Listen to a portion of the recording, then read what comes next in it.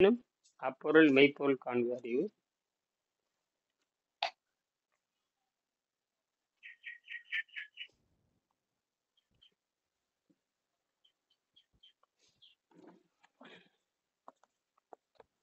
எங்கே ஒருத்தர் வரையினாரு, ஆளை காணும். சரி. ஒரு காவல்துறை சேர்ந்தவர் அவர். என்ன சரி, கடுமையான வேலைகள், என்ன பண்றது, ஒன்றும் பண்ண முடியாது. கடுமையான வேலைகள். சரி, இப்ப நாம் அப்ப தெய்வத்துணை என்பது வெறும் இயற்கை ஆற்றல் தான். அப்ப அந்த தெய்வத்துணை வைத்துக்கூட நிறைய பேர் கற்பனை பண்ணி நிறைய ஏதோ எழுதிட்டாங்க. அதனாலதான் நமக்கு எட்டாம போச்சு.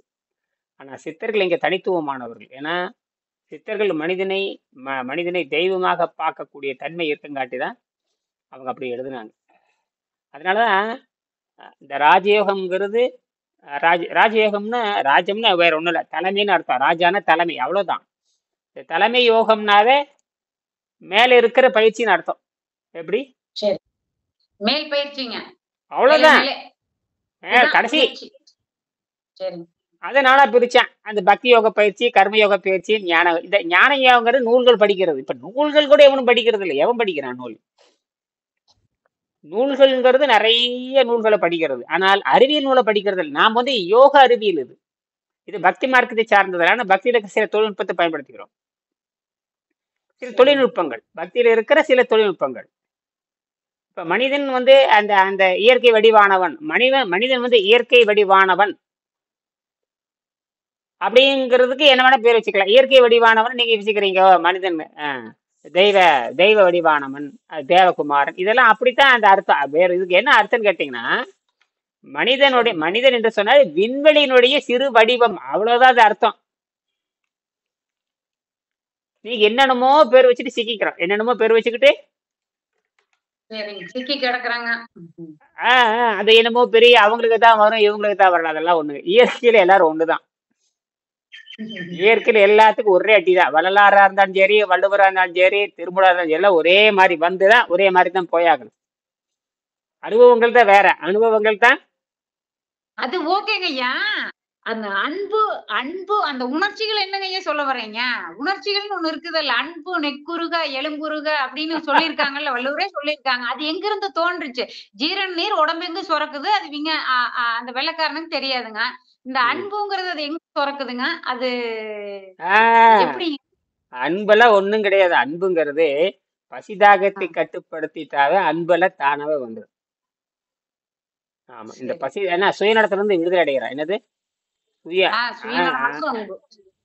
அந்த சுயநலம் இல்லாமல் இருப்ப நீங்க போறப்பெல்லாம் உன்னை பத்தியே செஞ்சுட்டு அது கிடைக்குமா இது கிடைக்குமா கிடைக்குமான்னு போகும்பொழுது எவன் மேலே அன்பே வராது. எப்ப கிடைக்குமா நினைச்சீங்கன்னாவே நீ எதிராக இருக்கேன்னு நடக்கிறோம். இப்ப நான் இது செஞ்சா எனக்கு என்ன கிடைக்கு, உங்களோட இனிமையா பேசணுமா, எனக்கு என்ன வரப்போகுது, இப்படிதான் தோணுது. ஆனா எங்ககிட்ட அப்படி இல்லையே. அதனாலதான் நாங்க ஒரு விதி வச்சிருக்கிறோம். இந்த மாதிரி சொன்னா கேட்டா அவன் விடுதலை அடையவான், சொன்னா கேட்பான். அப்ப நமக்கு நாங்க அப்படிதான் போகும் இது. அதனாலதான் நான் எதை பத்தி கவலைப்படக்கூடாது.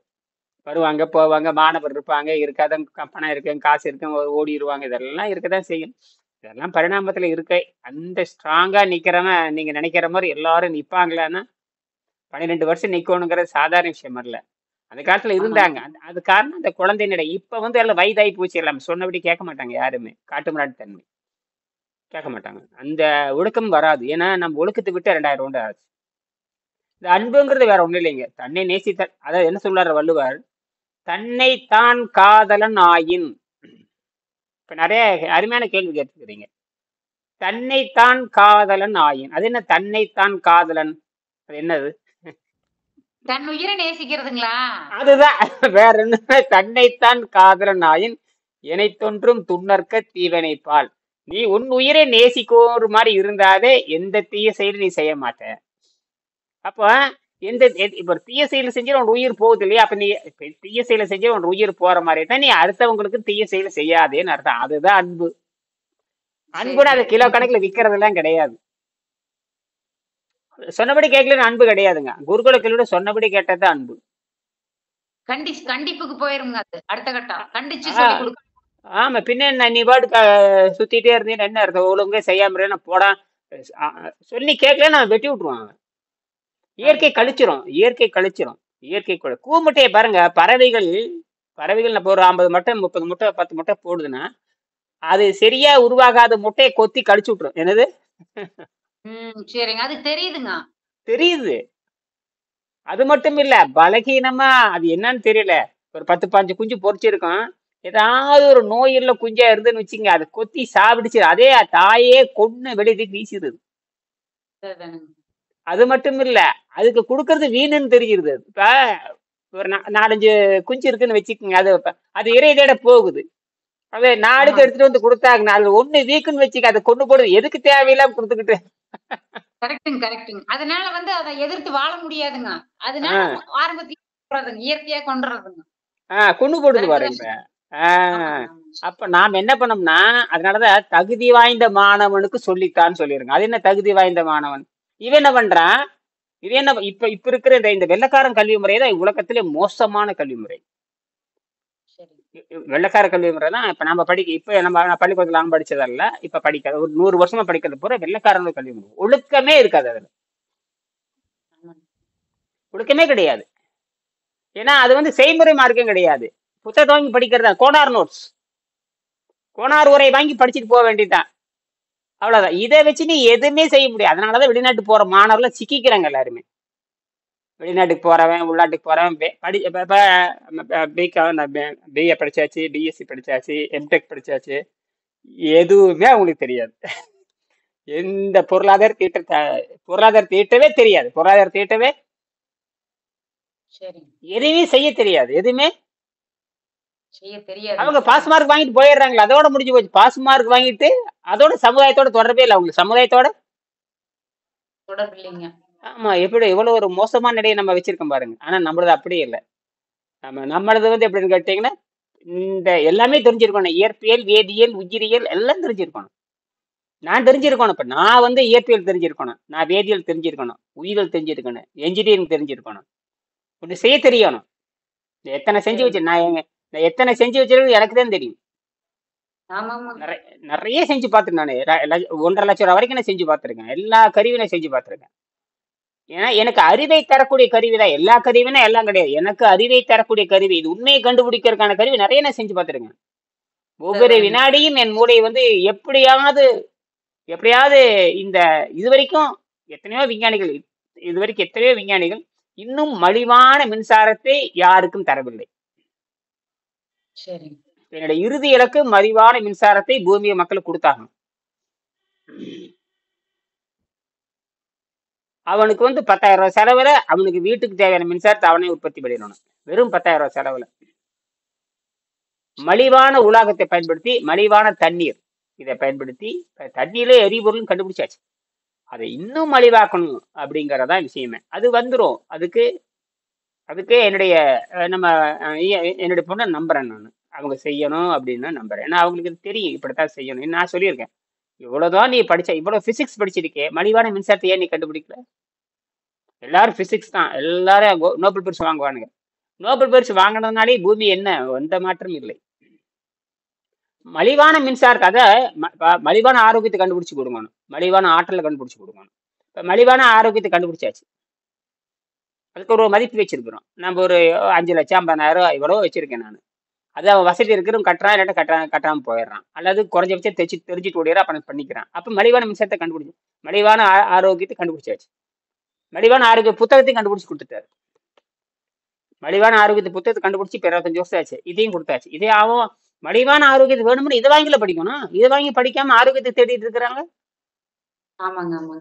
இப்ப மலிவான எங்கிட்ட இது பொது புத்தகம், என்னுடைய புத்தகம் பொது புத்தகம், வெங்கடேசனுடைய புத்தகம். இது எல்லா பக்கம் கிடைக்குது. யூடியூப்ல நான் போட்டே இருக்கேன். யூடியூப்ல நான் போட்டே தான் இருக்கிறேன். யாரு வேணாலும் இதை பார்த்து தெரிஞ்சுக்கலாம். அது விஜயா பதிப்பதில் கிடைக்குது, வாங்கி படிச்சுக்க வேண்டியது. அவன் செஞ்சு ஏன் படிக்கல அப்படின்னு? படிக்கிறதுக்கும் தெரியாது, எடுத்து வாசிக்கவும் தெரியாது, தமிழும் தெரியாது, உள்ள இருக்கிற பொருளும் தெரியாது, ஆரோக்கியம் தெரியாது, எம்பிபிஎஸ் மருத்துவனுக்கும் தெரியாது. ஏன்னா அவன்லாம் வந்து ஆழ்நிலையில வந்து உணவு பழக்கத்தை அடிப்படை கொண்டவன் யாருங்க? எம்பிபிஎஸ் மருத்துவர்கள். எம்பிபிஎஸ் மருத்துவன் வானத்துல இருந்து வந்தவன் கிடையாது. மருத்துவனா அவன் வானத்துல இருந்து வந்தவன் நினைக்கிற முதல்ல அந்த மாயை உடைக்கனா அவன் அவன் அவனுக்குள்ள ஆழ்நிலையில வந்து தவறான கொள்கை எக்கச்சக்கமா இருக்குது. என்னது? ஆமாங்க. எக்கச்சக்கமா வச்சிருக்காங்க. அறிவே இல்ல. ஏன்னா அவங்க பிறவியிலேயே அந்த தவறான கொள்கையோட வளர்க்கப்படுறார்கள். எல்லாரும் அப்படித்தான். இயற்கை பத்தி இயற்கை சம்பந்தம் இல்லாம வீட்டுல இருக்கிற உணவு பழக்கத்தை அடிப்படை வைத்துக் கொண்டு தவறான கற்பனையில அவன் வந்துகிட்டே இருக்கிறான். அதனால அவனுக்கு வந்து ஒரு அளவும் தெரியாது. பெட்ரோல் ஊத்துனா தான் வண்டி ஓடுதுங்க. உணவு போட்டா தான் வண்டி ஓடும்னு நினைச்சுக்கிறதுங்க. நம்ம அப்படி வண்டி ஓடும்னு நினைச்சுக்க அந்த தூய நிலையை அதனால சரி பல்லு விளக்கறதுக்கான காரணம் தெரியாது. ஏன் பல்லு விளக்குறோம்? ஏன் பல்லு விளக்கா முட்டா என்ன ஆகும்? பல்லு விளக்குனாவே ரத்தம் கெட்டு போச்சுன்னு சொல்ல தெரியல. சொல்லக்கூடாது. ஏன்னா அவன் அடிப்படையில் அப்படித்தான் இருக்கிறான். ஏன்னா அவனுக்கு குருகுல கல்வி செய்ய அவனு நோயை அவன் தீர்க்க முடியாது. இதுதான் திருப்பி ஏன்னு கேட்டீங்க, அவன் சாதாரண மனிதன் என்று நீங்க நினைக்க வேண்டும். அதான் விஷயமே. ஆமாங்க. சாதாரண மனிதன் தானுங்க. ஆனா நாம இப்ப இங்க எங்க பண்றோம்? நம்ம நோயை நாம தீர்த்துக்கிறோம் இல்லையா? அங்கதான் நம்ம அவனிலிருந்து இருந்து மாறுபடணும். எது? 7ஆம் அறிவு. நம்ம கிட்ட ஒண்ணுதான் 7ஆம் அறிவு நாம் பயன்படுத்திக்கிறோம். அப்படின்னா நாம் ஒண்ணுதான் நமக்கான நோயை தீர்த்து கொள்கிறோம், நமக்கான கவலைகளை தீர்த்து கொள்கிறோம். இதான் அடிப்படை. முடிச்சுக்கலாம். அப்ப அப்ப இந்த அன்பு இதாங்க அன்பு. வேற ஒண்ணும் இல்லைங்க. அன்பை பத்தி அவர் எழுதியிருக்காரு. அன்பின் வழி எது உயர்நிலைங்கிறார். அது எங்க விக்குது? அது எங்க விக்குதா? எதுவுமே இதெல்லாம் வந்து எப்படி கேட்டீங்கன்னா ஒரு உயர் பண்பு நாகரீகம். சரிங்க. ஒரு பண்பு அது அறிவை காட்டிலும் பண்பு. அறிவை காட்டிலும் பண்பு. சரியான பண்பே இல்லாதவன் அப்படிம்பாங்க. அவனுக்கு அறிவு இருக்குதப்பா, ஆனா பண்பு இல்லையே. அறிவு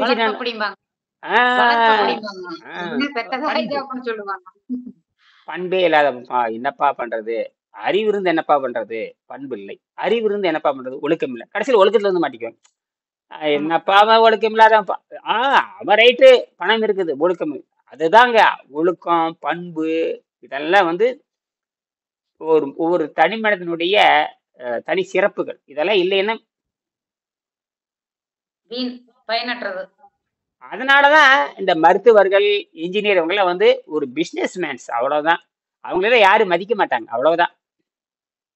சும்மா போயாச்சு வந்தாச்சு அவன் கிடக்குறான் போடான்னு போயிட்டே இருப்பாங்க. வேலை முடிச்சதை துரத்தி விட்டுருவாங்க. வேலை முடிச்சதா? ஆமா.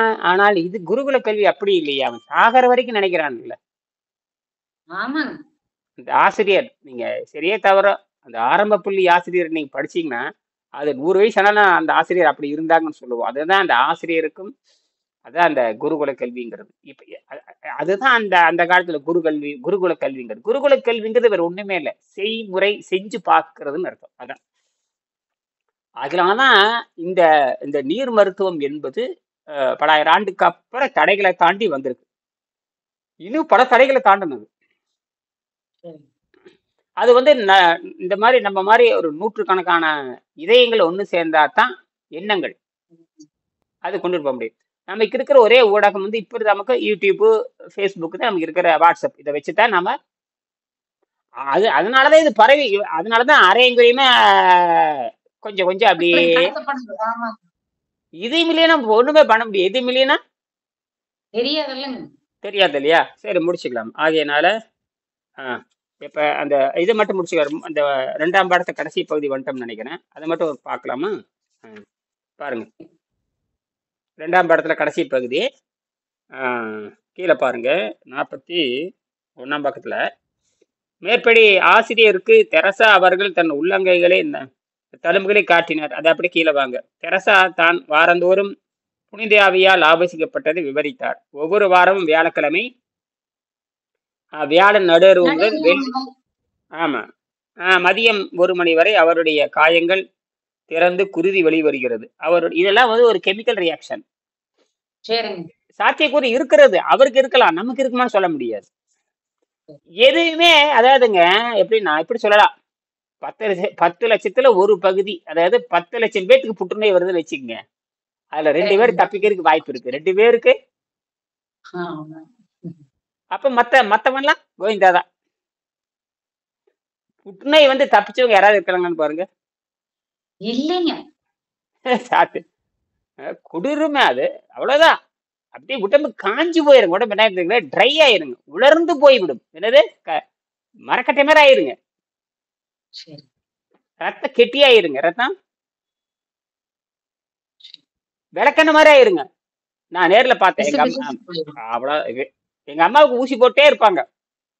அவ்வளவுதான், ஊசி போட்டே கடைசியில ஊசி செயல்படாம மறுத்துரும். அந்த காரணம் அந்த அந்த மருந்தை எடுத்துட்டு போறதுக்கான அந்த இது இல்ல. வலுவலுன்னு கெட்டியா இருந்ததுன்னு எப்படி நகராது இல்ல. அதெல்லாம் அப்ப இந்த நரம்பு மரத்துக்கு போகாது, அப்படியே துடிதுடிச்சு இறுகி போய் அப்படியே கொடூரமா தான். புற்றுநோய் சாவரெல்லாம் பார்த்தீங்கன்னா கொடூரமா இருக்கு. அவங்களால எதுவுமே ஒரு கட்டத்துக்கு மேல அவங்களால எதுவுமே செய்ய முடியாது, சொல்லவும் முடியாது. அவங்க உள்ள வேதனைப்பட்டு தான் போயாகணும். அவ்வளவு சித்திரப்பட்டு தான் உயிரை புடுங்குது. அவ்வளவு ப்ரெஷர் கொடுத்தது அந்த என்ன, ஒரு எலக்ட்ரான் உடம்பு வந்து ஒரு உயிர், ஒரு எலக்ட்ரான், ஒரு போட்டான். போட்டான்னா உயிர், வெளிச்சம். போட்டான்னா வெளிச்சம், வேற ஒன்றும் இல்லை. போட்டான்னா வெளிச்சம். அதுக்கு எடை கிடையாதுங்க. சரிங்க ஆற்றல் உண்டு, ஆனா எடை கிடையாது. சரிங்க அம்பு, அது ஒரு அம்புன்னு வச்சுக்கலாம். அந்த அம்பு வந்து எடையில்லாத அம்பு. நம்ம உடம்புல பாத்தீங்கன்னா எடையில்லாத அம்பு வந்து குத்திக்கிட்டே இருக்குது. நம்மளால புரிஞ்சு கொள்ளவே முடியாது. சரிங்க வெயில்ல போய் நின்று பாருங்க, சூடு அடிக்கும். ஆனா அது வந்து அம்பு மாதிரி உள்ள போயிட்டே இருக்கு. அது உள்ள ஆமா உடம்பு உள் வாங்கிக்கும். அது இப்ப அந்த விஞ்ஞானத்தை அதை நம்ம பேசுறாது. இப்ப இதுதான் எல்லாத்துலயும் நடந்துகிட்டு இருக்குது. அப்ப அந்த வேகத்துல வரணும், அந்த வேகத்துல உள்ள இருந்து கிளம்பணும். உயிர் உள்ள இருந்து போகணும்னா அவ்வளவு கொடூர அழுத்தம் கொடுத்தா அது வெளியே போகும். சரி சரிங்க சரிங்க இதுதான். அப்ப அந்த யோக பயிற்சியில ஈடுபடுகின்ற பொழுது அவ்வளவு அழுத்தம் கொடுக்கிற பொழுதுதான் அது என்ன கேட்டீங்கன்னா அது வெளியே போகுது. மின் தடை ஏற்படுது. அந்த தடை, அந்த அந்த தடை ஏற்படும். அந்த தடை உயிர் வெளியே போகணும்னா அவங்க அந்த மூச்சு பயிற்சியோ தியான பயிற்சியோ பண்ணி போதும்னு நினைக்கிறப்ப அப்படி பண்ணி, இதெல்லாம் என்னுடைய என்னுடைய ஒரு கற்பனையை தவிர எந்த அளவுக்கு உண்மைன்னு தெரியாது. சரி நம்ம எப்படி பண்ணோம்னா தானாவே கலந்து போகணும்னு நம்ம சொல்றோம். சரி எந்த பயிற்சியுமே இல்ல, வர எளிமையா இருக்கிற உணவு பழக்கத்தை நிறுத்திட்டு இது தானே. ஏன்னா நாம வந்து பார்த்துக்கிட்டே இருக்கிறோம். அவங்க என்ன பண்றாங்க, நேரா தனியா போய் உட்காந்து போதும் முடிவு பண்ணி உட்கார்ந்துக்கிட்டு ஏதோ ஒரு பயிற்சி பண்ணி உயிரை அமுத்தி வெளிக்கொண்டு போயிடுறாங்க. எப்படி இருந்தாலும் அப்படிதான் தெரிஞ்சு போச்சு. எப்படி இப்ப 30 வருஷமா இருந்தாலும் சரி, 50 வருஷமா இருந்தாலும் சரி, 70 வருஷமா இருந்தா என்ன, 90 வருஷமா இருந்தா 100 வருஷமா இருந்தா என்ன, இது வெளியே போய் ஆகணும். என்னது, போய்த்தான் ஆகணும். சட்டையை கழட்டி வச்சு ஆகணும். சட்டையை கழட்டி வச்சு ஆகணும். அது அப்படிங்கிற மகிழ்ச்சியா முடிவு. கழட்டி வச்சுக்கலாம். மகிழ்ச்சியா கழட்டி வச்சுக்கலாம். அதனாலதான் நான் என்ன சொல்றேன்னா, இன்னைக்கு சுத்தப்படுத்திட்டே போங்க, அப்படியே இருங்க, அதுவே கலந்து போகும். ஏன்னா அதுக்கு உதாரணம் வந்து படம் படுத்து எந்த அது எதுவும் பண்றது இல்லை. கடிஞ்சிச்சுன்னா அதுவே தடக்குன்னு மரத்துல இருந்தே துண்டிச்சு கீழே வந்துடுது. கீழே வந்து அது பூமியில் விழுந்து மீண்டும் அது மறுபிறவிக்கு போகுது. அதேதான் நாமளும் என்ன பண்றோம், நம்மளதுல மறுபிறவி இல்லாம போகணும். அதுக்கு மறுபிறவி இருக்கு, ம். நமக்கு மறுபிறவி இருக்கக்கூடாது அப்படிங்கிற. சில மதங்கள் மறுபிறவி இல்லைங்குது. ஆனால் நம்ம வந்து நம்ம மெய்யில வந்து மறுசுழற்சி உண்டுங்கிற. சுழற்சினாலே மறுபடியும் மறுபடியும். சரிங்க இது நம்பிக்கை இருக்குது. உடனே இது என்னன்னு கேட்டீங்கன்னா, இது வந்து சாத்தியக்கூறல் உண்டுன்னு தான் சொல்றோமே தவிர நாளைக்கே இப்பவா அப்படின்னு சொல்ல முடியாது. சரி இதை நாம தெரிஞ்சுக்க வேண்டியது. அப்போ அந்த புருலியா மாவட்டத்தை சேர்ந்த இன்னொரு அம்மா, அந்த அம்மா நிறைய 13 வயசுலயே ஆகாரத்தை நிறுத்திடுது. ஆகாரம் மற்ற பழக்கங்கள் நிறுத்திடுது. அந்த அம்மாவும் சொல்லுது, என்ன சொல்லுது, அதோட நிறுத்திக்கலாம். அம்மா நீங்கள் மற்ற இதேதான் தெரசா நியமான்ட்டு என்ன கேள்வி கேட்டாரோ இதே இந்த மாட்டி கேட்கறாங்க. ஏம்மா நீங்க ஏதாவது பிறருக்கு சொல்லித்தர முடியுமா? இல்லை இல்லை, இதை நான் சொல்லி கொடுத்தேன்னா விவசாயிகள் கோவித்துக் கொள்வார்கள். விவசாயம் எந்த விவசாயி கோபிச்சுக்கிட்டான்? இந்த அம்மா அப்படி சொல்லுது. அந்த அம்மா என்ன சொல்லுது, இது கடவுள் விரும்பவில்லைன்னு சொல்லுது. இந்த அம்மா என்ன சொல்லுது, விவசாயிகள் கோவித்துக் கொள்வார்கள். என்ன கோவிச்சு போற, நீ பட்டினி கிடந்தா எவன் கோவிச்சுக்கு போறான்? நீ பட்டினி கிடந்தா ஒருத்தரும் கோவிக்க மாட்டாங்க. ரொம்ப ரொம்ப நம்ம பங்கையும் சேர்ந்து திருட்டு போயிடுவோம். நம்ம பங்கையும் சேர்ந்து அதுக்கு ரெடி. அதுதான். ஆக இல்லை இல்லை, இந்த ரகசியத்தை வெளியிடக்கூடாது. எனது குரு உறுதியாக சொல்லிவிட்டார், கடவுளின் உற்பத்தி என்ற நடவடிக்கை நாம் கடைப்பது என்பது ஒரு குரு விரும்பவில்லை. பல மக்களுக்கு நான் உண்ணாமல் இருக்கும் விதத்தை கற்றுக் கொடுத்தால் விவசாயிகள் விரும்ப மாட்டார்கள். இந்த மாதிரி ஏதோ சொல்லுது, அதை பத்தி கவலை இல்லை. அப்படியே நீ ஏன் கத்துக்கிட்ட? அப்ப நீ ஏன் கத்துக்கிட்டப்போ இப்ப நீயும் தின்றுக்க வேண்டியதானே? ஆமாங்க இது ஆமாங்க எப்படின்னா தனக்கு கிடைச்சிட்டுங்கிற ஒரு சக்தி, தனக்கு தனக்கு கிடைச்சிட்டுங்கிற ஒரு சக்தி, ஒரு காரியத்துக்காக ஏதாவது சொல்றது, எனக்கு கிடைச்சிட்டுங்கிறதுக்காக ஏதாவது சொல்றது, இது அவங்களுடைய மனநிலை. இது வந்து மனநிலைங்க. ஏங்க, தான் பெற்ற இன்பம் இறகு வையகம்னு இல்லாம ஆ, போது அப்படின்னு திருப்பி வச்சுக்கிறது. திருப்பி அடிச்சுட்டு கடவுள் கோவிச்சுக்குவாரு, விவசாயி கோவிச்சுக்குவாரு, ஆசிரியர் கோவிச்சுக்குவாரு. அப்படி பாத்தீங்கன்னா இந்த ராமானுஜர்னு ஒருத்தர் இருந்தாரு, ராமானுஜர். அவர் இந்த ஓம் நமோ நாராயண நமகான்னு ஒரு இதா, அவர் ஏன் எல்லா மக்களும் தெரிஞ்சு, சொல்லுவாங்க. இவர் மேல ஏறி எல்லாம் சத்தம் போட்டு சொல்லிடுவாருங்க. ஆமா அப்படித்தானேங்க? ஆமா அப்படின்னு, ஏ இது ஒரு பெரிய விஷயமா, எல்லாரும் தெரிஞ்சுக்க போகடா, இதுதான் அந்த மாதிரி நாம் என்ன பண்றோம். அதனாலதான் இங்கே பக்தியில பக்தி, கர்மம் இதெல்லாம் வந்து அந்த பக்தியை அடிப்படை கொண்டு கடவுள் நம்பிக்கை இருக்கு. ஆனால் இதுல கடவுள் நம்பிக்கை தேவையில்லை. ஏன்னா இது முழுமையாக விடுதலை அடைவது. அப்ப ஏன் கடவுள் நம்பிக்கை தேவையில்லைன்னா அதிலிருந்தும் நீங்கள் விடுதலை அடைய வேண்டும். ஏன்னா உங்களுக்கு விடுதலைன்னா எந்த எண்ணமும் இருக்கக்கூடாதுன்னு தான் அர்த்தம். ஆமாங்க ஆமாங்க. அனைத்திலிருந்து விடுதலைங்க. அப்புறம் கடவுள் நினைச்சிட்டே விடுதலை அடையல, அது அது ஒரு பற்று தான் அந்த இடத்துல. ஆமாங்க. அப்ப அப்ப என்னன்னா பூச்சியத்தையே நினைக்கணும். நீங்க என்னது பூச்சியத்தையே, பூச்சியம்னா பால். அப்ப பால்னா என்ன, ஒண்ணுமே இல்லை, அந்த ஒண்ணும் இல்லாத நோக்கித்தான் நகர்றோம். அதுதான் விஞ்ஞானம். இது எப்படி பார்த்தாலும் இதுக்குள்ள நடந்தாங்க. இந்த பூச்சியம் ஒண்ணு இதுக்குள்ள நடந்தாக வேண்டும். மீண்டும் நாம் இதை பத்தி இரவு 8 மணிக்கு பேசுவோம். நன்றி.